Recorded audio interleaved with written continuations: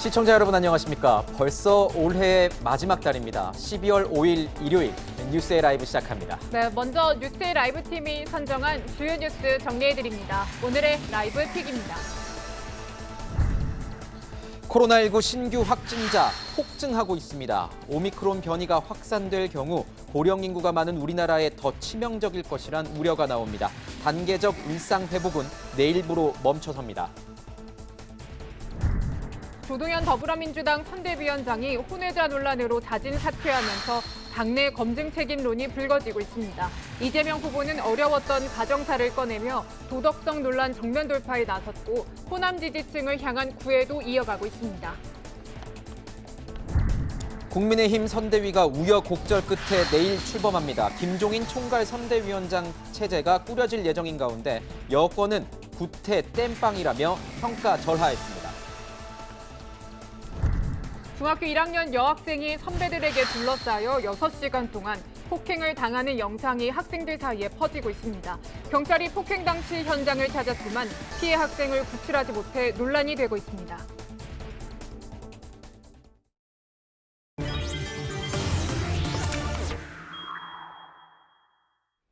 네, 코로나19 소식부터 백순영 가톨릭대 의대 명예교수와 짚어보겠습니다. 어서 오세요. 안녕하세요. 보통 주말에는 이 검사 건수가 줄면서 코로나19 신규 확진자 수도 감소하는 추세에 있었는데요. 오늘은 달랐습니다. 오늘 5,128명의 신규 확진자가 기록이 됐습니다. 자, 오늘 휴일 효과에도 5,000명을 넘어섰습니다. 이런 추세 어떻게 분석하십니까? 이게 지금 모든 방역 지표가 최악의 상황으로 가고 있습니다. 사실은 주말이면은 진단검사 수가 줄기 때문에 토요일 발표보다는 일요일 발표가 항상 적었었는데 이전 주에도 사실은 4,000명대였었는데 3,928명으로 일요일에 줄지 않았거든요. 근데 오늘 5,128명이라는 건 어제보다 224명 줄은 것처럼 보이지만 네. 어제 숫자가 이게 역대 최다 수치거든요. 그렇죠. 예, 더구나 사망자가 43명이나 나와서 11월 이후 1일 이후에 우리가 단계적 일상 회복을 한 이후에 사망하신 분이 978명이 사망을 하셨어요. 1,000명 가까이. 네. 예, 그런데 문제는 누적으로 사망하신 분이 3,852명인데 25.4%에 해당합니다. 이것은 네. 4분의 1이 이 한 달여간에 사망했다는 걸 뜻하는 것이고요. 그다음에 위중증 환자의 수도 마찬가지입니다. 지금 어제보다 줄기는 했지만 744명이라는 것은 8명 줄은 것처럼 보이지 않습니까? 통계적으로는. 네. 그런데 이게 사망자가 많이 생겨서 43명이 생겼는데도 8명밖에 안 줄었다는 건 순증했다는 것을 뜻하기 때문에 그렇군요. 네. 사망자도 결국은 위중증 환자도 위중증화율 전부가 지금 높아지고 있는 것을 뜻하기 때문에 전체적으로 병상 부족뿐만 아니라 유행의 규모가 점점 커지고 있고 또 유행의 규모에 비해서도 이 위중증 환자가 발생하는 위중증 확률이 점점 높아지고 있다는 것은 굉장히 우려할 만한 상황입니다. 네. 네, 이게 우려할 만한 상황이라고 말씀을 주셨는데 이제 하나의 분석이 나온 거를 보면요. 이제 2주 정도 지나면 위중증 환자 부분이 뭐 1,000명이 넘을 수도 있다. 이런 분석이 나왔습니다. 이제 그런데 병상 문제도 이렇게 되면은 부족해지는 거 아닙니까? 뭐 지금도 부족하죠. 예, 일반 병상뿐만 아니라 예. 전담병원 또 중등도 병상, 중환자 병상 모두 다 지금 가득 찬 상황이고 네. 대기 인원만 해도 지금 900명 정도 되는 것이기 때문에 사실은 병상 문제는 뭐 심각할 수 있습니다. 하지만 1,000명이 넘어가고 1,600명이 된다는 이 수리과학연구소의 이 예측치 네. 이것은 사실은 방역 상황은 고려하지 않은 수치이기 때문에 뭐 이렇게까지 급격하게 늘어날 것 같이 보이지는 않습니다만은 네. 실제로 우리 국민들이 지금 이 시점에서 방역 수칙보다도 개인위생, 마스크 쓰기, 손 씻기, 또 환기하기, 거리 두기에 모임 자제 같은 것들을 잘 하시지 않으면은 이런 수치가 실제로는 나올 수 있는 수치일 수도 있습니다. 그렇기 때문에 그렇군요. 지금 우리가 뭐 10명에서 6명으로 줄였다는 이것이 문제가 아니라 이 연말을 네. 맞이해서 여러 가지 모임들을 많이 갖고 계신데 이런 부분들을 줄이고 자기 자신의 그 방역 수칙들을 잘 지키는 것이 제일 우선이라고 생각합니다. 자, 새로운 변이 바이러스 이 오미크론 얘기를 좀 해보시죠. 변이 감염자 3명 더 늘어서 이제 누적 12명이 된 거 아니겠습니까? 특히 인천 지역 이 교회를 중심으로 이 대규모 확산 우려되는 상황인데 어떻게 보셔요? 예, 뭐 대규모까지는 아니지만 확산세는 상당히 있을 것으로 보이고요. 지금 12명이 오미크론으로 확인이 됐고 의심 환자만 해도 지금 13명이기 때문에 이 13명의 의심 환자는 역학조사 결과를 보면은 뭐 거의 오미크론이 확실해 보이는데요. 사실 시기도 상당히 빨랐고 지역도 이 교회를 중심으로 한 것이기 때문에 이 지역 이외로까지 확산되는 대규모 집단 발생은 일어나지 않을 것으로 보입니다만은 역시 이 오미크론의 전파력이 강함으로 인해서 이 상황은 상당 시간 동안 계속 발생할 것으로는 보이는데 다만 다행인 것은 이 연령층들이 고령층은 별로 없고 예. 또 이 상당히 이 속도 자체가 그렇게 빠르다고 보이지는 않습니다. 그렇기 때문에 그렇게 이 지역에서 오미크론이 나왔다고 해서 우려할 상황은 아니지만 아직까지 지역사회 발생이 과연 이 지역만 있을 것이냐 다른 지역에서 혹시라도 있지 않을까 그런 것이 더 우려되는 상황이죠. 그렇군요. 네, 이런 뭐 전파 가능성 등 걱정이 많이 되는 부분이 이 오미크론 변이 바이러스입니다. 이 오미크론에 감염됐을 때는 도대체 어떤 증상을 보이는지 저희가 목소리로 준비했습니다. 듣고 분석 이어가겠습니다. 전부 다 무증상에 가까워요. 처음에 조금 몸살 기운 있고 했는데 지금은 거의 다 좋아졌고 열도 없고 뭐 그래요. 그 피검사나 엑스레이도 다 정상이고 7차 변이도 뭐 경증 환자가 훨씬 많죠. 오미크론은 아직 중증 환자가 별로 없다는 얘기지 갈장갈지는 현재는 알 수가 없는 상태예요.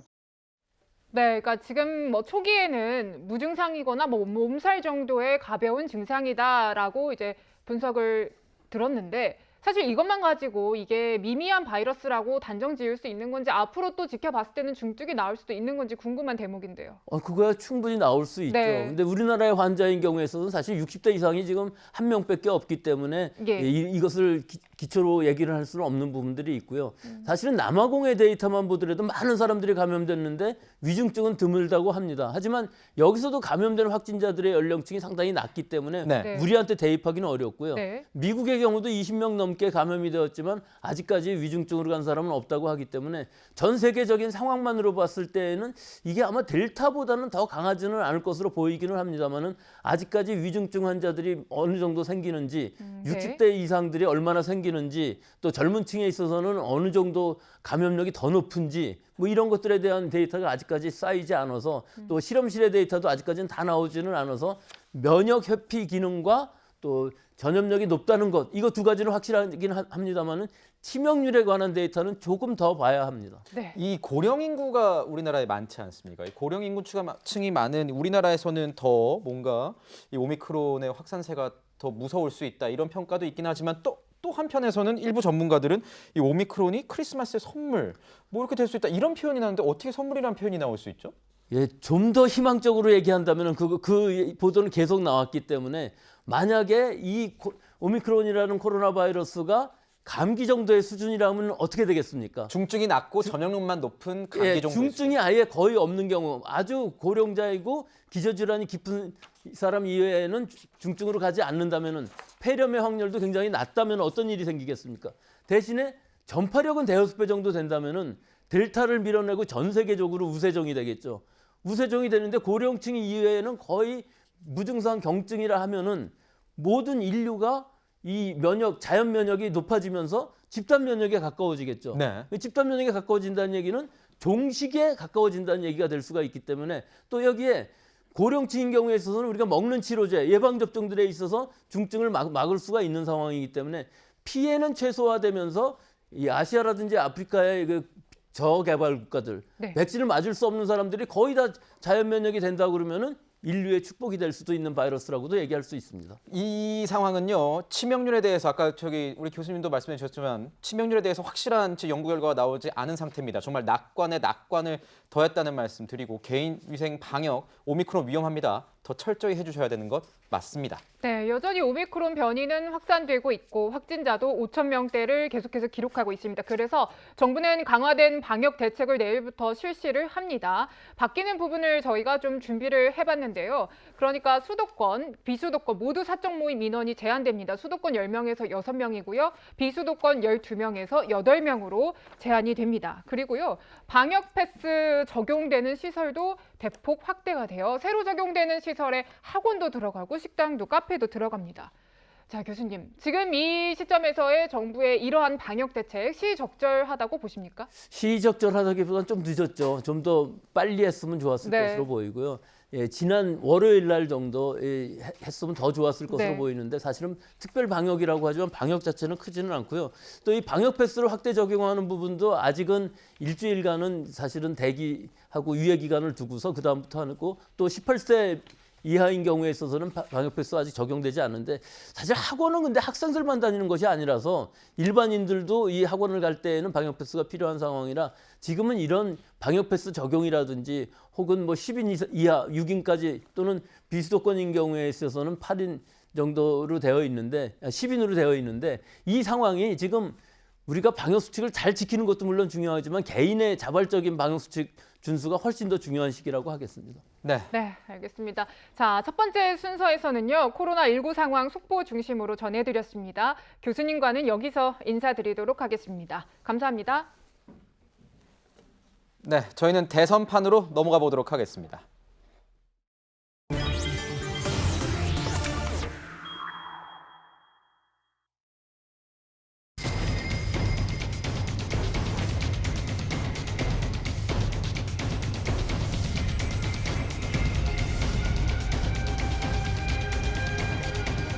조국 장관에 대해서는 여전히 이제 이 더불어민주당이 그간의 국민들로부터 외면받고 또 비판받는 문제의 근원 중에 하나인데요.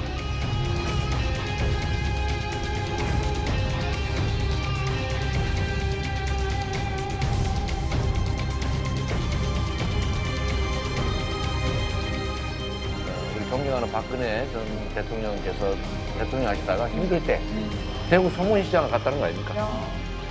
저보고 대통령 되라고 하지 마시고 대통령을 만들어주세요.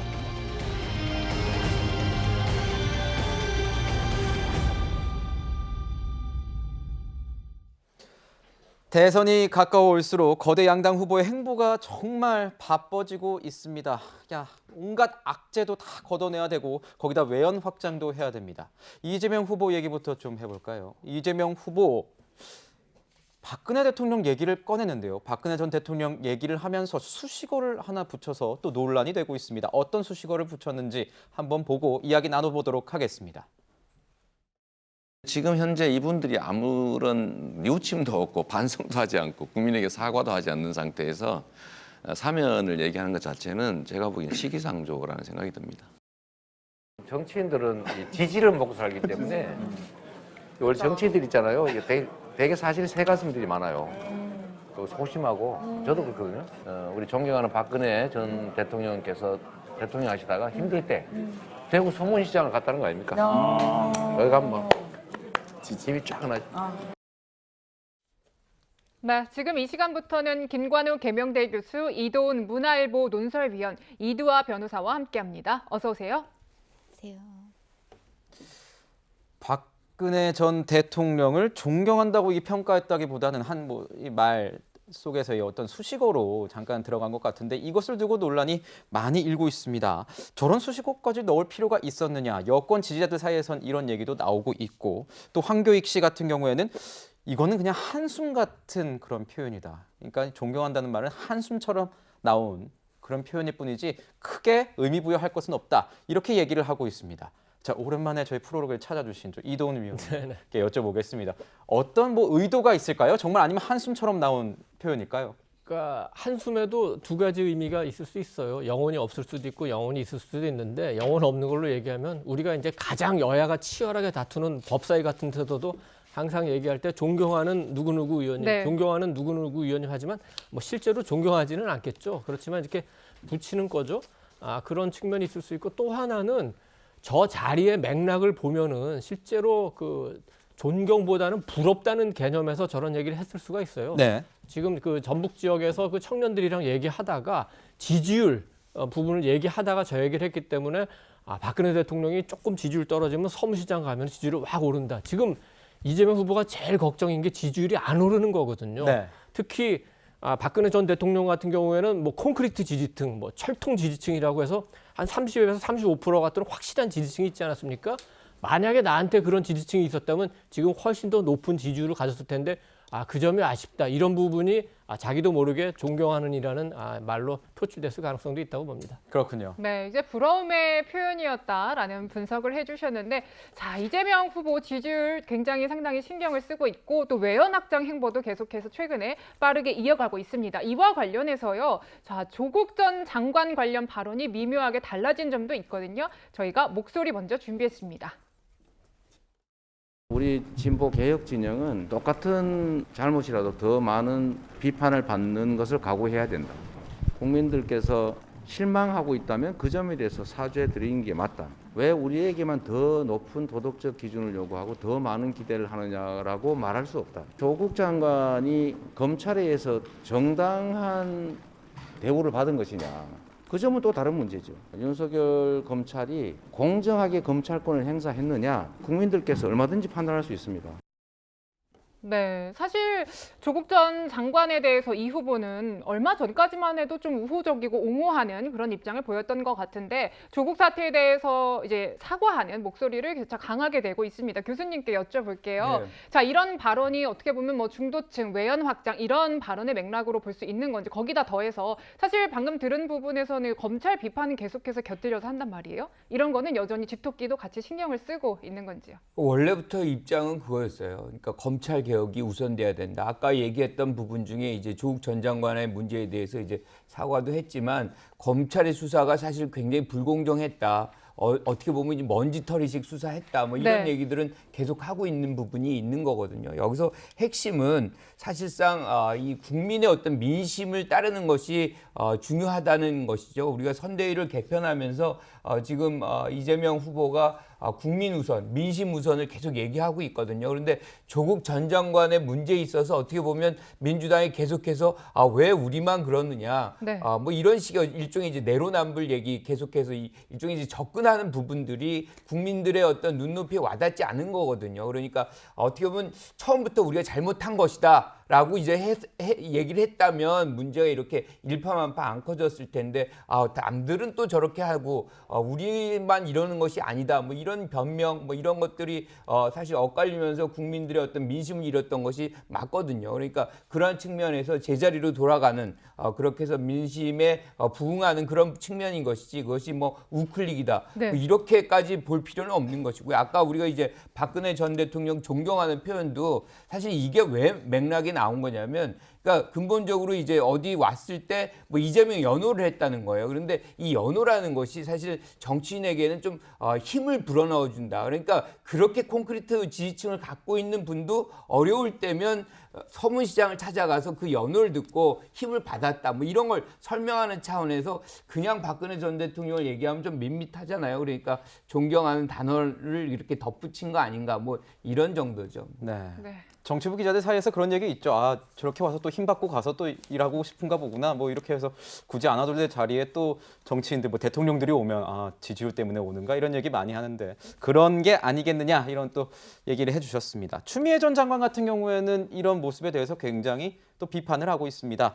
뭐 나는 고발한다, 시대의 비겁함을 이런 제목으로 이 개혁이 불편하냐 뭐 이런 얘기도 했고요. 인간 존엄성에 대한 믿음을 포기한다면 민주주의는 껍데기만 남게 된다 이러면서 조 전 장관을 감쌌습니다.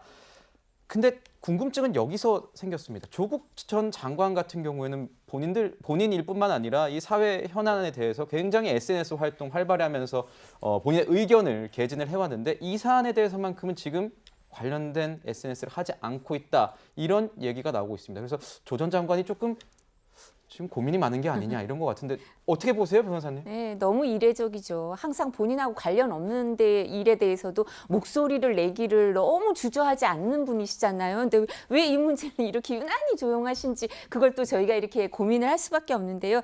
뭐 추미애 전 장관이 하고 싶은 얘기를 뭐 다 하신 게 아닌가 싶어요. 앵커께서 소개하신 것처럼 SNS 글의 제목이 세더라고요. 네.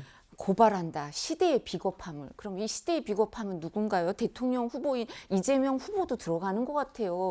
뭐 이렇게 해석을 할 여지가 있더라고요. 네. 그러니까 그렇게까지 비겁하다 뭐 이런 얘기까지 하고 인간의 존엄성에 대한 믿음을 포기했다 이렇게까지 추미애 전 장관이 얘기했는데 뭐 조국 전 장관이 아무리 본인의 일이라 하더라도 이 이상의 언사를 쓸 수 있을까요? 뭐 이 이상은 저는 쓸 수 없을 것 같은데 그리고 무엇보다도 추미애 전 장관은 지금 선대위에서 명예 선대위원장을 하고 계시죠. 네. 네. 그리고 뿐만 아니라 뭐 경선 과정에서도 명추연대 이거 이렇게 누가 앞에 나오는가가 중요한데 명추연대죠. 추명연대가 아니라 명추연대로 이재명 후보와 케미를 자랑했었는데 이 문제에 있어서 이렇게 갈라지는 걸 보니까 앞으로는 또 이 두 분의 관계가 어떻게 될지 궁금하고요. 그리고 이 부분이 이거는 정말 이제 보수 정당 국민의힘에서 논평낸 건가 오해할 만한 대목이 있었는데 추미애 전 장관의 명예선대위원장의 SNS에 이런 부분이 있습니다. 대통령 후보도 여론에 쫓아 조국에 대해 사과를 반복했다. 그러니까 이게 진정성이 없다고 생각하시나 봐요. 반성이라고 생각 안 하시고 여론에 쫓아 사과했다고 평가를 내리시네요. 네. 교수님 어떻게 보세요? 조국 전 장관이 이렇게 침묵하는 이유는 저는 전략적 침묵이다. 전략적 침묵이다. 그렇죠. 이게 이유가 있습니다. 만약에 조국 전 장관이 이 문제에 뭔가 자신의 어떤 얘기를 한다 그러면 이때부터가 다시 일파만파. 조국 얘기가 다시 현안으로 부각되면서 어떻게 보면 민주당 내 분열이 가속화되는 지금 뭐 국민의힘당을 보면은 한 3주 동안 굉장히 분열 양상을 보였고 네. 논란이 됐고 국민들에게 굉장히 어려움을 줬어요. 만약에 여기서 이 얘기를 꺼낸다 그러면 또 이것이 화두가 돼서 뭐 예컨대 추미애 전 장관 참전할 것이고 이 일파만파 커질 거란 말이에요. 그렇다 그러면 전열이 흐트러지고 또다시 민주당 내부에서의 어떤 문제는 이재명 후보의 어떤 지지를 끌어내리고 뭐 이런 현상이 있을 수가 있기 때문에 전략적으로 자기의 어떤 불편함이 있더라도 지금 조국 전 장관이 침묵하고 있다. 저는 이렇게 판단합니다. 그렇군요. 네, 자 최근에 정말 바쁘게 일하는 이재명 후보입니다. 뭐 선대위 인적 구성도 바꾸고 최근에 뭐 사죄도 하고 눈물도 흘리고 외연 확장도 하고 바쁜데 인재 영입도 그런 맥락에서 했을 것 같아요. 전격적으로 인재 영입 야심차게 했는데 이 조동현 전이 됐습니다. 이제 조동현 전 위원장이 사생활 논란이 불거지면서 사퇴를 사흘 만에 하는 일이 생겼습니다. 위원님께 여쭤보겠습니다. 이게 어떻게 보면은 긍정적인 효과가 있으려고 한 인재 영입일 텐데 도리어 이재명 후보한테는 악재가 된 그런 측면이 있는 것도 같아요. 그렇죠. 근데 그 조동현 전 위원장 문제는 그러니까 사생활도 문제가 있지만 네. 이제 사생활만의 문제는 아닙니다. 그리고 그 앞에 얘기한 사생활 문제는 우리가 사생활 문제를 얘기하는 게 아니에요. 예를 들어서 송영길 대표가 얘기하는 뭐 10년 전 이혼 문제를 얘기하는 게 아니라 혼인 생활 과정에서 그 혼외자가 있었던 거는 그 당시에는 간통죄도 폐기되기 전이죠. 2013, 2014년이니까.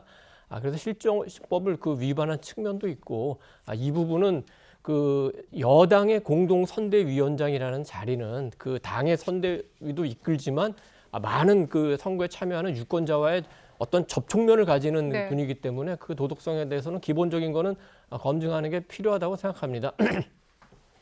그리고 그 단순한 그런 이제 그 사생활 문제뿐만 아니라 가장 중요했던 거는 사실은 전문성의 문제예요. 네. 그 이재명 후보가 직접 항공우주 전문가라고 했는데 항공우주 분야에 어떤 전문성이 있느냐 책한 권 번역한 건 맞습니다. 그리고 프로필을 보면은 그 조금 그 이재명 후보가 탐낼 만한 그런 스펙이 있죠. 일단 육사 출신이니까 안 보이고 네. 와 그리고 또 하버드 케네디 스쿨도 나왔네. 그리고 뭐 한미 연합사, 한미 관련된 부분도 있고 하니까 굉장히 스펙은 좋지만 그분을 우주항공 전문가라고 소개해서 이렇게 영입하는 것이 아주 타당하냐. 우리나라의 그 국방과학연구원이라든지 항공우주연구원이라든지 굉장히 이쪽 우주항공 분야의 전문가들이 굉장히 많습니다. 그분들이 들으면 굉장히 섭섭해하고 두 번째는 굳이 공동상임선대위원장이라는 자리를 내줄 필요가 있었느냐.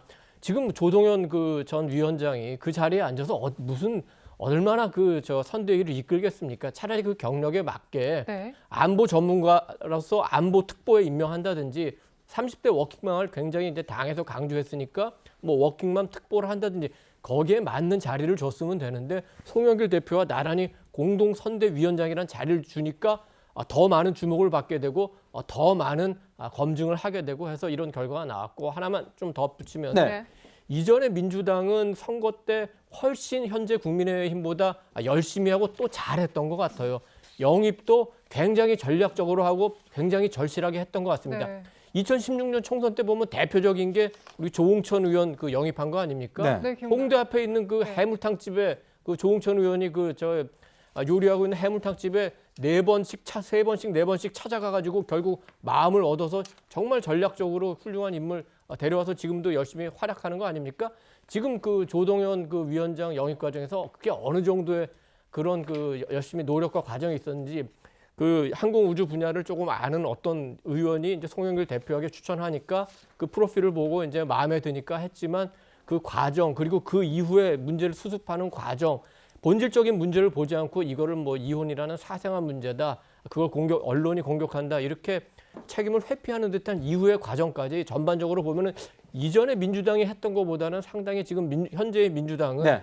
선거 전략에서도 그다음에 퍼포먼스 그 이행 과정에서도 조금은 옛날만은 못한 거 아닌가 하는 생각을 좀 하게 합니다. 그렇군요. 여기서 또 나오는 얘기가 이 송영길 대표 얘기입니다. 이 팩트 체크를 제대로 못한 것이 송영길 대표가 했던 잘못 아니냐, 실수 아니냐 이런 당내에서 얘기가 많이 나오고 있습니다. 송영길 대표 같은 경우에는 일부 이 유튜브 방송에서 아이 얼굴까지 공개를 했다. 그래서 계속 비판을 하고 또 고발도 된 이런 상태인데 사과는 결국 이 후보가 하는 이런 모습입니다. 교수님. 네.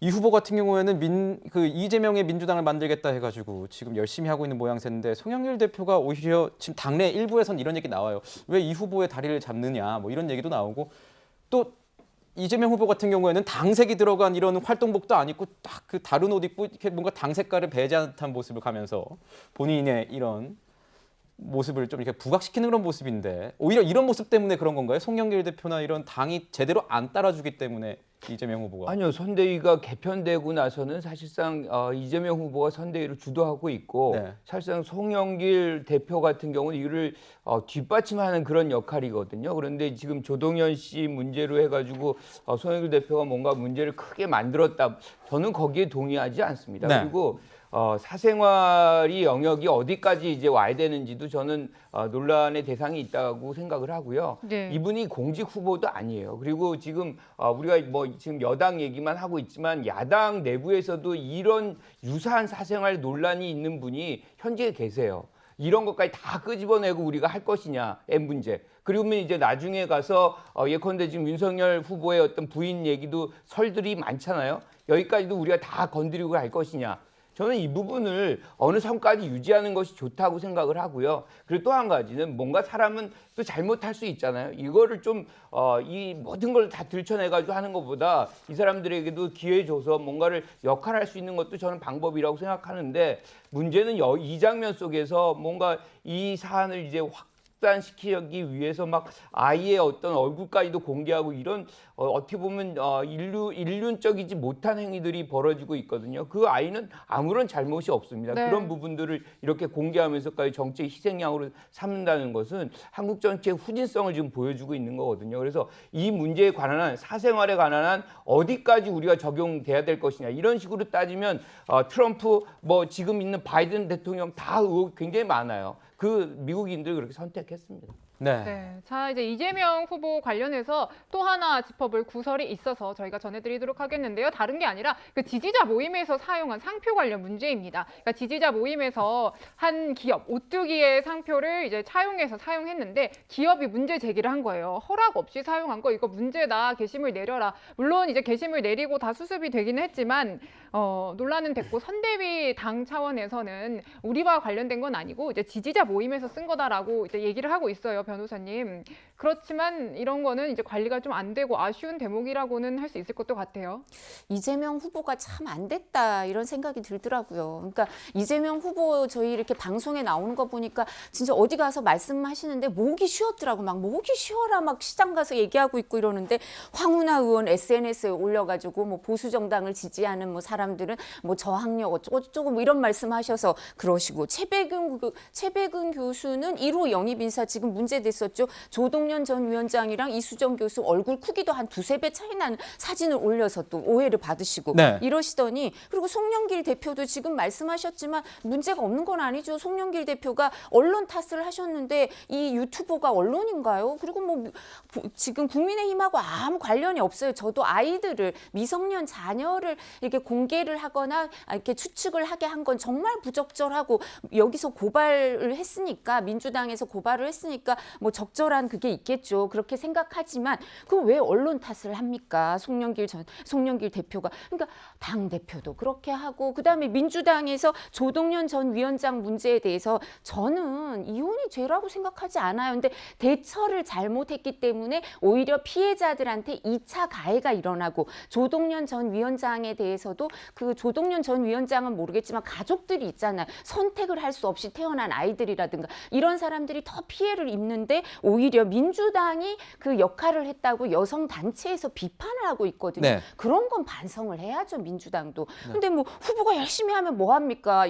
이런 사람들이 계속 이런 얘기를 하고 후보는 사과하고, 그다음에 이 지지 단체는 당 차원, 선대위 차원, 국회의원처럼 이렇게 관리가 되거나 의사소통이 되지는 않죠. 그러니까 안타깝죠. 이건 뭐 후보가 책임질 수도 있는 일도 아니고 하지만 이건 법률적으로 문제가 되고요. 그러니까 우리 후보가 너무, 우리가 좋아하는 후보, 지지하는 후보가 너무 훌륭한데 이런 거 좀 하면 더 좋은 거 아니야? 이렇게 생각하시면 안 되고요. 이거는 정치에 연관되고 싶어 하지 않거나 아니면 법률상 이제 지재법이나 이런 데 위배되는 거니까, 오히려 후보를 정말 도와주시려고 하면 지지단체에서도 이런 걸 잘 챙겨서 후보한테 폐가 되지 않는 방법으로 도와주시는 게 좋을 듯 합니다. 네. 뭐 이제 지지 모임에 관련된 내용까지 저희가 다뤄봤습니다. 자, 이 조동연 전 위원장 사태가 지지율에 영향을 미치지는 않을까, 이런 얘기가 나오고 있는데 위원님께서는 어떻게 분석하십니까?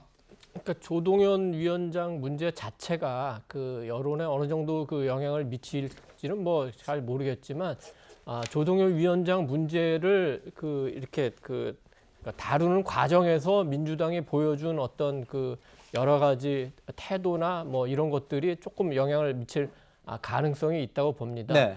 우선 아까도 잠깐 말씀드렸지만 영입과 관련해서 좀 너무 쉽게 하는 거 아닌가. 조동연 위원장도 문제가 됐지만 이제 또 한 분의 그 문제가 됐던 이제 30대 그 데이터 전문가가 있는데, 이분은 국민의힘하고 아마 민주당에 같이 이제 신청을 했다가 나중에 민주당에 선택을 했는데, 국민의힘에서 보기에는 이분이 그 조금 좋은 과정에서 태어나서 하버드 대학 졸업했기 때문에 이런 컨셉이라면 국민의힘에서는 뭐 받아들일 필요가 없다고 생각해서 했는데, 민주당에서는 필요했으니까 이제 받아들인 것 자체는 문제가 없는데, 이렇게 양쪽에 그 이제 국민의힘에서는 뭐 자리 사냥꾼이라고 하지 않습니까? 네. 이런 논란이 나오지 않도록 조금 더 신경을 써야 될 것 같고, 그리고 그 김영희 PD를 영입한 것도 민주당 입장에서는 그 잘한 겁니다. 근데 국민의 입장에서는 사실은 그 김영희 PD를 영입을 하려고 했는데 두 가지 이유. 첫째는 이준석 대표가 홍보 미디어 본부장을 맡게 되니까 그 자리가 없어진 데다가 또 이제 김영희 PD에 대해서 여러 가지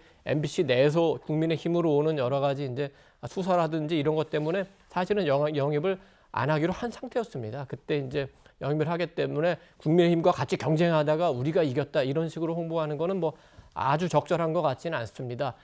그 밖에 이제 그러면 현재 이 대선을 앞두고 얼마나 지금 새로운 시대에 맞는 새로운 인재들을 영입하느냐, 그리고 영입을 위해서 어떤 전략과 목표를 갖고 열심히 그 발굴을 하고 또 목표를 세웠으면 그분을 영입하기 위해서 얼마나 절실하게 하느냐, 이런 부분에 대해서는 조금 너무 좀 쉽게 영입하고 너무 쉽게 포기한다, 이런 생각을 할 수 있겠습니다. 네, 인사가 많사니까요. 이 지지율 영향에 분명히 있을 수 있다, 이렇게 분석을 해주셨습니다. 네, 이제 뭐 앞서 조 전 위원장의 사생활 문제뿐만 아니라 이재명 후보의 어떤 개인사에 대한 논란은 계속해서 이어지고 있지 않습니까? 이에 대해서 이 후보는 좀 감정적인 표현들로 아주 세세하게 정면 돌파하는 목소리를 내고 있습니다. 들어보시죠. 제가 출신이 비천합니다. 비천한 집안이라서 주변에 뒤지면은 더러운 게 많이 나옵니다. 제가 태어난 걸 어떡하겠어요. 그러나 진흙 속에서도 꽃은 피지 않습니까? 제 잘못이 아니니까. 제 출신이 미천하면 저의 잘못이 아니니까 저를 탓하지 말아주십시오. 저는 그 속에서도 최선을 다했어요. 앞으로도 그럴 겁니다. 네, 뭐 들으셨다시피 비천하지만 진흙 속에서도 최선을 다했다 이런 감정적인 표현, 굉장히 마음에 와닿는 표현들을 사용하는 거를 보니까 개인 사이 대해서 어려운 환경에서도 굉장히 자수성가했다 이런 스토리로 좀 승부를 보고 헤쳐나가려는 그런 목소리를 내는 것 같아요. 뭐 고민정 의원 같은 경우에도 SNS에 그런 맥락에서 동의를 구하는 글을 올렸더라고요, 교수님. 저는 이 후보가 본인 스스로를 미천한 집안 출신이라고 얘기하는 것에 그렇게 이렇게 찬성하지 않습니다. 그러니까 이거를 뭔가 이렇게 고귀하다, 미천하다 이런 구분법은 이제는 더 이상 활용이 네. 돼서는 안 되는데 네. 그만큼 어려웠던 거거든요. 네. 사실상 뭐 이 팔이 꺾이는 네. 그런 어떤 공원 생활을 어렸을 때 하고 정규 교육은 받은 적이 없어요. 그러니까 대학교 때 검정고시로 들어간 것이 그게 답니다. 그래서 사실상 굉장히 험난한 그런 어떤 인생을 살아왔는데 저는 이런 분이 한 번의 기회를 받아야 된다는 생각이 있어요. 왜냐하면 이것이 어떻게 보면 우리 사회의 어떤 이 출세 경로라는 게 있잖아요. 뭐 개천에서 용 안 난다는 이 세상이 돼버렸는데 그런 어떤 법칙을 뚫을 수 있는 그런 어떤 대표적인 인물이 될 수 있겠다는 것이고 사실 미국 정치를 보면 그런 인물들이 곳곳에서 이제 발생을 합니다. 클린턴 뭐 지금 우리가 봤던 오바마 굉장히 어려운 시간들을 뚫고 나와서 나라를 건지는 그런 역할들을 해요. 그래서 저는 그런 부분만 본다면 사실상 굉장히 중요한 또는 필요한 하나의 후보라 이렇게 생각을 합니다.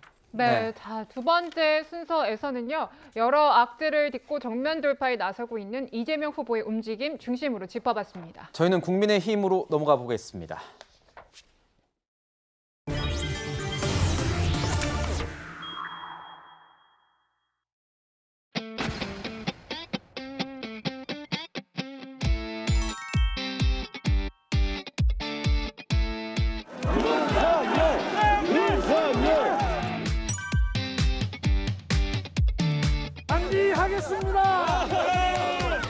하겠습니다. 정말 국민이 바라는 정권 교체 이외에 다른 목적이 없음을 오늘 확인했습니다. 절대 자서도 안 되고 질 수도 없는 그런 선거를 만들어서 반드시 정권 교체를. 네. 언제 싸웠냐는 듯이 저렇게 껴안고 또 같이 공동 유세를 하는 모습을 좀 봤습니다. 좀 아리송한 측면도 좀 있습니다. 유권자들 입장에서 아마 그럴 것 같은데. 이두아 변호사님, 예. 선대위 들어가시는 겁니까? 어떻게 되세요?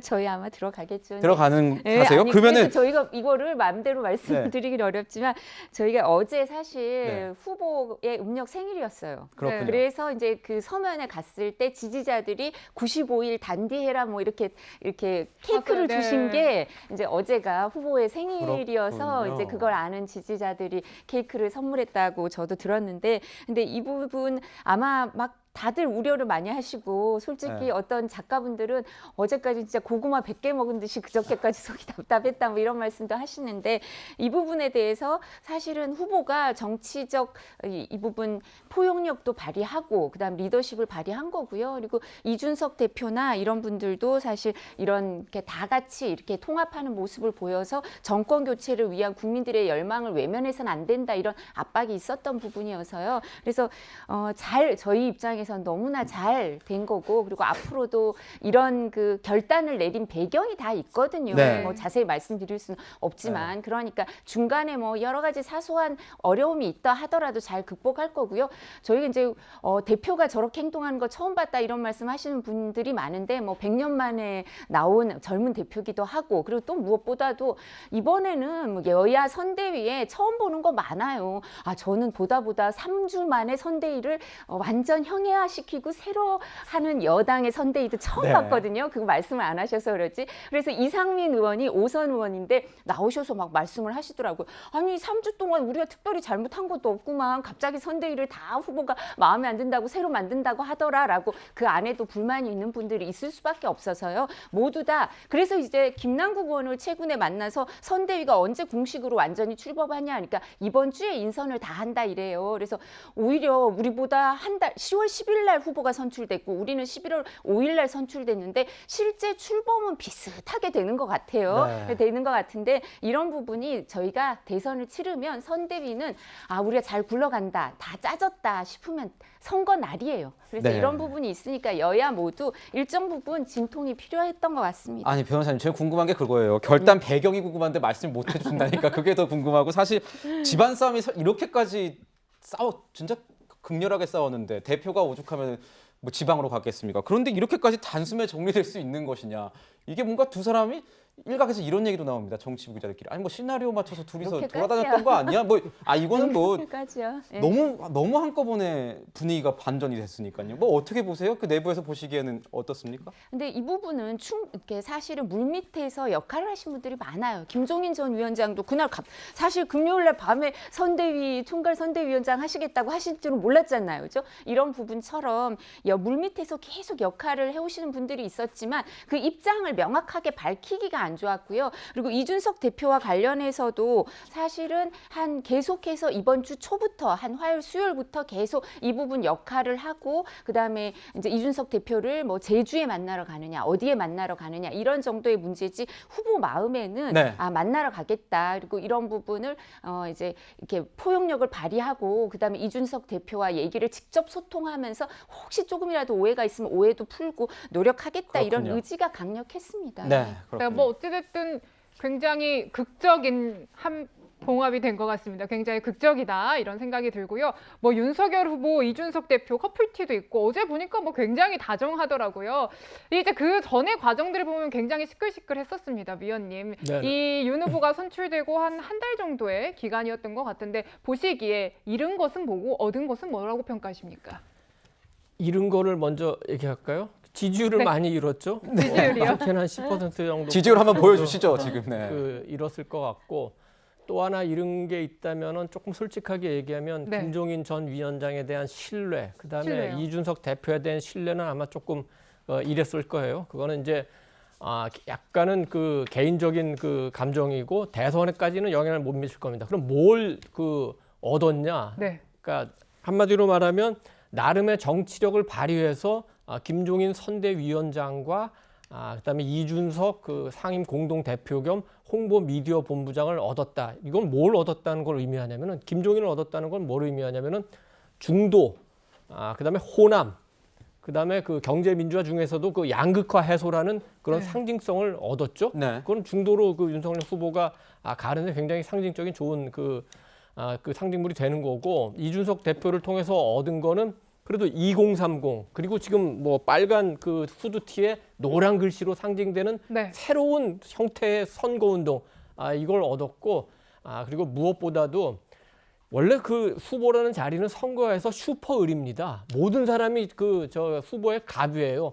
그런데 후보가 그걸 인정하지 않으면 그 선거는 집니다. 고개 숙이지 않으니까. 그렇지만 윤석열 후보가 처음에는 조금 뻣뻣한 것 같긴 했지만 결국 김종인 이준석 두 사람한테 머리 숙이고 모셔온 것처럼 그 결과를 만들어냈기 때문에 이 점에서는 정치적인 크든 작든 승리를 했다 이렇게 평가할 수 있겠습니다. 그렇군요. 교수님, 교수님은 어떻게 평가하시는지 궁금해요. 사실 뭐 유동훈 의원님께서 말씀하셨지만 그거 얻을 수 있는 거는 쉽게 얻을 수도 있었던 건데 자갈밭길 갔다가 고산지대까지 갔다가 돌고 돌아서 왔다는 느낌도 들긴 하거든요. 전 또 궁금한 거, 윤석열 후보가 얻은 것과 잃은 것이 있다면 이준석 후보도 지금 뭐 차기 야권에서 뜨고 있는 정치인 중에 한 명인데 잃은 것 얻은 것이 있을 것 같아요. 어떻게 평가하십니까? 이 논란 얻은 것은 김종인, 이준석, 잃은 것은 정치 명분, 국민 지지. 뭐 저는 이렇게 생각해요. 네. 그러니까 정책 명분도 이렇습니다. 왜 그러냐면 지금 정권을 준다 그랬잖아요. 며칠 전에 뭐라고 얘기했냐고, 원탑이다, 투탑이다. 이건 비민주적이다. 협의체적인 어떤 의사결정 구조가 민주적이다라고 얘기했는데 지금 다시 정권을 주고 원탑 체제를 구축했어요. 그거는 지금 선대위가 다시 비민주적이라는 것을 본인 스스로가 사실 밝히고 있는 부분이거든요. 이런 것들은 정치적 명분 잃은 거죠. 그리고 지금까지 사실상 뭐 계속해서 아까 앵커 말씀하셨지만 이 과정을 안 거쳐올 수 있는 과정을 계속 거쳐왔어요. 지지율이 굉장히 높았거든요. 내 체제로 가겠다. 뭐 이런 생각이 굉장히 굳었었는데 지지율이 떨어지면서 사실상 백기투항한 거거든요. 그러니까 이 장면은 어떻게 보면 정치적 리더십, 아까 정치력을 보여줬다는 정치력을 보여준 것이 아니라 정치적인 투항을 한 겁니다. 정반대. 그렇죠. 왜냐하면 실질적으로 이준석 대표가 뭐라고 얘기했냐면 인선과 전략이 바뀌지 않으면 나는 선대위 이 출범식에 참석 안 하겠다라고 얘기했어요. 그리고 갑자기 또 김종인 위원장이 총괄 선대위원장 자리를 수락을 해요. 이 얘기는 사실 조건 딱 하나였던 것 같아요. 이준석 대표가 김종인 전 비대위원장을 단독 총괄 정권을 행사하는 총괄위원장으로 하면 내가 올라가고 모든 것을 원상복귀시킨다. 이것을 받은 것 같습니다. 그럼 여태까지 뭐하러 기다려요? 아까 그 전에 했으면 될 일을. 그러니까 이 지지율이 모든 것을 지금 결정했다. 뭐 이렇게 봅니다. 네, 자, 결국에는 돌고 돌아서 김종인 원톱 선대위로 꾸려지게 됐습니다. 김종인 위원장이 꾸리는 선대위 어떤 모습일지 굉장히 궁금한데요. 관련한 김종인 전 위원장의 목소리 들어보시죠. 이미 들어와 있는 사람들에 대해서 내가 뭐라고 할 수는 없고 내가 할 일을만 부서를 만들어 가지고서 해나갈 거예요. 네, 이제 내가 할 일만 부서 하나 만들어서 하겠다라고 하는데 뭐 새로 들어오는 인물들이 어떤 인물들이 올지도 궁금하고요. 사실 김병준 위원장과의 역할 조정 문제도 궁금한 대목이고요. 어떻게 좀 될까요, 변호사님? 김병준 위원장이죠. 이제 상임 선대위원장이라고 해야 되고 이제 김종인 총괄 선대위원장이라고 이제 얘기를 말씀을 드려야 될 텐데 아마 많이 언급되던 분이 이제 총괄 상황 본부를 만들어서 본부장으로 오실 거고 그 밑에 이제 실을 4개 정도 만들고 그 중에 하나가 이제 금태섭 전 의원이 그 뭐 전략이나 정무를 맡아서 오겠다고 얘기가 나오고 있는 것 같고요. 권성동 사무총장이 사실은 그 김종인 위원장을 뵙고 또 말씀을 나눈 게 있어서 그 부분 발표한 건 그대로 받아들이시면 될 것 같고요. 근데 이 과정이 그런 게 필요했던 것 같습니다. 민주당도 용광로 선대위라 그래서 다 끌어안고 가다가 지금 선대위를 이재명 후보가 이재명의 민주당을 만들겠다고 하면서 저렇게 바꿨어요. 그럼 그거는 비민주적이지 않은가요? 이재명의 민주당은 그런 것처럼 이런 부분에 있어서 정권을 줬다 이런 표현을 쓰는 거는 일정 부분 사실상 일이 이루어질 땐 협의체로 이루어지죠. 근데 같이 일을 했던 많은 사람들, 지금 선대위에 들어있던 많은 사람들도 김종인 위원장을 총괄 선대위원장으로 모셔오고 일을 할 수 있도록 여러 가지 권한을 주자는 데 대해서 합의가 이루어졌기 때문에 이렇게 하는 거죠. 그래서 이런 부분을 그렇게 받아들이시면 될 것 같고요.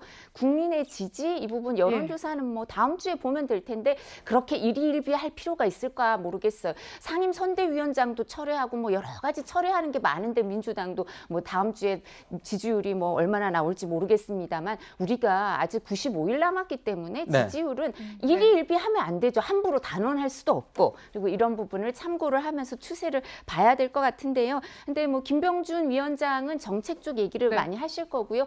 김종인 위원장은 총괄이니까 그리고 아까 말씀드린 총괄 상황 본부가 있어서 그 부분을 또 챙기는 역할을 하시지 않을까. 이분들이 함께 하기로 마음을 먹었으면 이분들 인생의 거의 마지막 봉사인데 이게 조율이 되고 정리가 될 수밖에 없거든요. 그래서 앞으로 지켜봐 주시면 좋을 것 같습니다. 네, 김종전 비대위원장 오늘 원희룡 뭐 정책 관련해서 위원장 불러서 뭐 코로나 관련된 이 정책 파봐라 이렇게 뭐 얘기를 했다는 내용도 기사화가 되고 있습니다. 우선 권성동 사무총장이 얘기하는 얘기함부터 들어보고 또 말씀 이어가죠.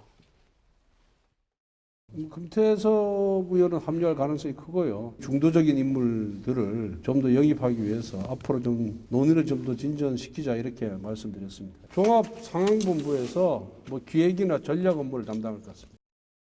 자, 내일 이제 선대위 출범식이고 어떤 인물들이 뭐 들어올 것이냐. 새로 이제 김종인의 뭐 원팀이라고 할까요? 김종인의 팀킴 뭐 이런 표현도 나오던데 누가 들어올지도 궁금합니다. 지금 금태섭 전 의원 뭐 김종인 전 위원장의 사람이다 이런 평가도 받고 있는데 윤희숙 의원도 얘기가 나오고요. 인사가 만사니까. 근데 이분들 같은 경우는 다 야권으로 분류되거나 야권 인사였는데 크게 뭐 유권자들한테 어떻게 비칠지는 궁금합니다. 뭐 지금까지 이제 이미 선대위에 그 임명된 인선들은 그대로 유지하고 이제 김종인 위원장이 들어와서 아마 이제 임태희 전 청와대 비서실장을 중심으로 한 그 종합 상황 본부 이걸 중심으로 이제 선대위를 이끌어갈 것 같아요. 그럼 그 본부에 아마 금태섭 전 의원도 들어올 것 같고 뭐 네. 윤희숙 의원이나 이런 분들도 그 합류할 것 같고 그러면은 그 본부를 중심으로 해서 전반적인 이제 상황을 이끌어 나간다. 따라서 그 전권을 뭐 줬다고는 하지만 기존에 있는 또 그 선대위 팀도 있기 때문에 김종인 위원장이 뭐 모든 것을 자기 뜻대로 뭐 좌지우지한다 이렇게 보기는 그 어려운 측면이 있고 윤석열 그 후보가 김종인 위원장을 이제 모시기로 최종 결심한 과정에서 중요한 것 중에 하나가 김병준, 김한길 두 분에게 기회를 줬는데 두 분이 그 짧은 기간이지만 기대에 크게 부응은 못했습니다. 김병준 위원장한테는 정책적 비전, 예를 들면은 그 2002년 대선 때 행정수도 이전 같은 어떤 빅 아이디어 이런 걸 원했는데 그걸 못 내놨고 정치적 리더십, 상임 선대위원장으로서의 리더십도 잘 발휘를 못했어요. 오히려 무슨 예쁜 브로치로 이런 사소한 논란 일으켰다는 거는 김병준 위원장 혼자서 선거를 이끌어가기가 아주 쉽지는 않겠구나 이런 생각을 했을 것 같고 김한길 위원장 같은 경우는 새시대 준비위원회를 이제 만들어서 야권의 지형을 확대하는 역할을 했는데 그 중에서 기대했던 것 중에 하나가 이제 옛 그 민주당 분들 특히 이제 동교동계 이분들을 모실 생각도 했었을 것 같은데 그분들이 며칠 전에 그 이재명 후보를 지지했죠. 그래서 아직은 김한길, 김병준 두 분의 어떤 정치적 역량이나 이런 게 윤 후보가 처음에 모실 때 기대했던 것만은 못한 것 같다. 그러면 이번 선거는 어쩔 수 없이 김종인 위원장 중심으로 치러야 되고 아마 이준석 대표는 모르겠지만 김종인 위원장하고 윤 후보가 사이에 3월 9일까지 어떤 또 다른 갈등이나 이런 게 나타나지는 않을 거예요. 다만 문제는 뭐냐면 그럼 3월 9일 그 대선 이후에 김종인 위원장의 역할은 어떻게 되느냐 이 문제를 갖고 이제 그 인수위 상황에서 또 다른 이제 논란의 여지는 남아있다 이렇게 볼 수 있겠습니다. 그렇군요. 네, 정말 뭐 우여곡절 끝에 출발하는 김종인표 선대위 이에 대한 여당의 시선도 궁금한 대목입니다. 특히 이재명 후보가 어떤 생각을 할지 궁금한데요. 저희가 목소리 준비했습니다. 김종인 전 대표께서 다시 이제 합류를 하셨는데 저로서는 예측한 일이었기 때문에 특별히 드릴 말씀은 없습니다. 권력을 놓고 또는 이해관계를 놓고 다투는 과정이었기 때문에 당연히 수습될 거라고 예측했습니다. 네, 뭐 들으신 내용대로 보면은 크게 의미를 두는 것 같지는 않아요, 교수님. 근데 이제 여권 내부에서는 비판하는 목소리도 들리고 사실 일견 신경도 쓰일 것도 같은데 분위기 어떻습니까? 쓰이죠. 왜냐하면 이제 선거를 많이 치러봤고 선거를 굉장히 효율적으로 치를 가능성이 있거든요. 그리고 또 한 가지 뭐냐면 어떻게 전략을 쓸 것이냐. 지금 어떻게 보면 뭐 아까 말씀하셨지만 이재명의 선대위, 이재명의 민주당 이것이 비민주적이냐. 이거는 후보 중심으로 선대위를 꾸리겠다는 그런 얘기인 것이지 이게 원탑이다 투탑이다. 그러니까 이 선대위가 민주적이다 비민주적이다는 것은 사실 적용의 대상이 안 돼요. 그러니까 정당을 운영하거나 국가를 운영할 때 비민주적이라고 그러면 그 비민주적인 것들이 되지만 선대위의 가장 큰 목적은 선거 승리입니다. 얼마나 더 효율적으로 이렇게 인선하고 선거 전략을 짜고 해서 선거를 승리하느냐의 문제인 것이지 여기에서 민주주의가 적용될 이유가 별로 없다는 것이죠. 그리고 지금 말씀 이제 드린 대로 사실상 어떻게 보면 김종인 전 비대위원장, 뭐 이제 총괄위원장이 됐는데 이분의 강점은 선거의 어떤 포인트를 읽어내는 역량이거든요. 그런데 이 부분에서 선거 전략의 어떤 이견, 이것이 가장 큰 차이였던 것 같아요. 제 생각에는. 그러니까 이준석 대표나 이 김종인 전 비대위원장 같은 경우는 중도층, 2030의 청년층 이쪽을 공략함으로 해가지고 선거 승리를 이제 견인하려고 했던 것 같은데 이게 이제 윤 후보 중심의 어떤 뭐 우리가 잘 아는 윤핵관들 중심으로는 과거의 어떤 보수 어떤 텃밭을 다지고 그걸 중심으로 해서 나가면 이길 것이다. 뭐 이런 어떤 선거 전략의 차이가 굉장히 갈등의 어떤 내재돼 있는 초점이었던 것 같은데 이 부분이 이제 사실상 김종인 전 비대위원장이 중심으로 간다 그러면 사실 민주당은 긴장해야 됩니다. 그리고 사실상 중원에서의 싸움이 굉장히 치열해질 가능성이 있다 이렇게 봅니다.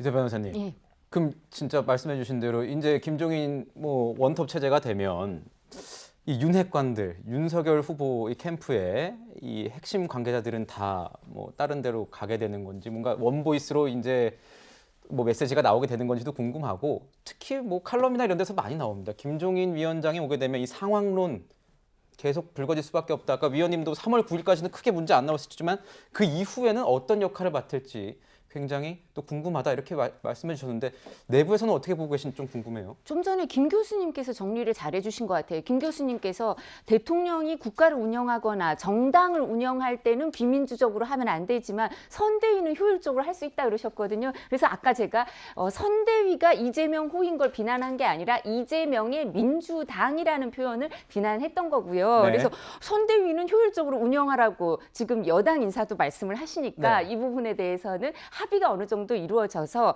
이 부분이 합의가 이루어졌기 때문에 모시고 오고 일정 부분 역할을 드리는 거고 거기에 이제 조율이 된 거니까요. 여기에 대해서 선대위는 효율적으로 이루어지고 당대표가 또 있고 후보가 있죠. 사실 후보 중심일 수밖에 없어요. 선거를 치르는 거. 그리고 후보가 의지가 가장 중요한데 후보의 의지가 지금 확인이 된 거니까 이 부분은 이해를 그렇게 해주시면 되고요. 윤핵관이라는 거는 저희가 저희끼리 도대체 누구죠? 막 이렇게 뭐 네. 저는 그런 급이 아니고 훨씬 위일 테니까 막 궁금해했는데 이준석 대표가 저렇게 뭐 부산이랑 제주 이렇게 가 있을 때도 그런 표현을 쓰더라고. 인터뷰를 했었잖아요. 네. 모 종편이랑. 그래서 윤핵관이 여러 명이다 이렇게 얘기를 하시더라고요. 인터뷰에서. 그래서 여러 명이면 이게 한 명도 아니고 여러 명이면 도대체 이게 무슨 얘기일까 도대체 누굴까 했었는데 후보가 어디에다 힘을 실어주느냐 선대위에선 그게 중요하기 때문에 저희는 윤핵관의 정체도 모르겠고 실체가 있는지도 사실 의문인데 있다 하더라도 후보의 의중이 분명한 만큼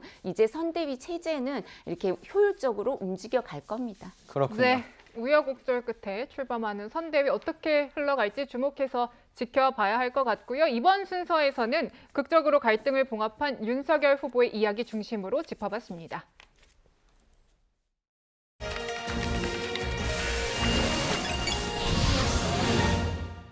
성경 이야기를 해볼까 합니다. 아프리카 대륙과 아라비아 반도 사이에 있는 이 좁고 긴 바다 홍해. 이 홍해를 가른 자 있으니 이스라엘의 종교적 지도자 모세입니다. 모세는 약속의 땅을 찾아 광야를 떠돌던 중 신으로부터 10계명을 받습니다. 부모를 공경하라, 살인하지 말라, 간음하지 말라, 도둑질하지 말라, 남의 재물을 탐내지 말라, 거짓 증언을 하지 말라. 초대교회 이후 오늘날까지 개신교, 천주교, 유대교의 기본 생활 규범이 되고 있습니다. 목자가 어린 양을 기르듯 무릇 한 교회의 목회를 맡은 목사라면 자신이 믿는 이 같은 신의 율법을 무엇보다 우선해야 하건만 현실 속 이 목사는 세상 사람들의 눈이 더 무서웠나 봅니다. 나이지리아를 방문한 뒤 귀국해 코로나 확진 판정을 받은 40대 목사 부부. 병은 걸리고 싶다고 해서 걸리고 걸리기 싫다고 해서 걸리지 않는 것이 아니니 결코 죄가 될 수 없습니다. 고통이 아닌 위로와 연민이 신의 목적이니 신 또한 이들을 안타까워했을 겁니다. 하지만 그들은 이런 신의 뜻을 거역했습니다. 전 국민이 코로나 변이 바이러스 오미크론의 기습을 우려하는 상황에서 거짓말을 했습니다. 본인들을 태워준 지인의 존재를 숨긴 채 방역 택시를 타고 집에 갔다는 거짓 증언. 지인의 안위를 걱정해 던진 그 가볍디 가벼운 한마디에 종교인의 양심이 버려졌고 국민들이 지켜온 방역 체계에는 빈틈이 생겼고 그렇게 오미크론은 국내에 상륙했습니다.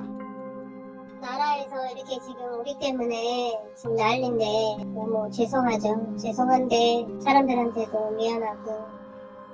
방역 택시가 뭔지 몰라서 그랬다. 지인 걱정에 그랬다. 죄라는 것은 어떻게 범해지고 어떻게 사해지는 겁니까? 코로나 폭증으로 국민들은 병상이 없어 발만 동동 구르고 있는데 난데없이 홍남기 부총리의 아들이 서울대병원에 특혜 입원했다는 논란이 제기됐습니다. 병실이 없어 다른 병원에 가라고 했는데 몇 시간 뒤 다시 오라고 했다는 연락. 하루 70만 원짜리 특실은 코로나 환자 입원과 전혀 관련이 없다는 해명. 그리고 드러난 홍 부총리와 김현수 서울대 병원장과의 통화 내용. 여당 지도부마저 이해가 안 간다니 일반 국민들은 어떻겠습니까? 어머니 입원 때문에 왔는데 계속 대기하고 있는 중이에요. 어제 왔으니까 거의 한 만 하루 정도. 진료일이 받는 것도 힘들고 입원하는 것도 힘들어요. 거진 한 달 동안은 기다려야 됩니다. 정치, 경제, 안보, 외교, 국방, 사회, 문화, 종교, 언론, 학술, 예술계의 지도자. 한 무리를 가르치고 이끌어주는 사람에게 필요한 것은 무엇입니까? 그들에게 사회가 요구하는 도덕적 의무는 어디에 있습니까? 오블리주를 다하지 않는 자, 노블리스가 될 수 없는 법입니다. 지금까지 화나요 뉴스였습니다.